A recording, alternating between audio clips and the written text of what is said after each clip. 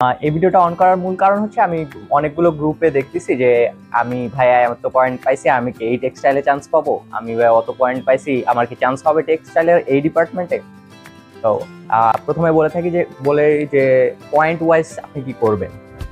আপনার যেহেতু মনে করেন যে আপনার জিপিএ 5 আসছে বা 4.78 সামথিং লাইক দ্যাট, যে কোনো কিছু আসছে, এখন আপনি যদি চয়েস দিতে চান, একটা রিকোয়ারমেন্ট আছে, যদিও এটা বোর্ডের রিকোয়ারমেন্ট হচ্ছে যে ছেলেদেরকে 3.50 পাইতে হবে এবং মেয়েদের ক্ষেত্রে 3 পয়েন্ট পাইলেই সে আবেদন করতে পারবে।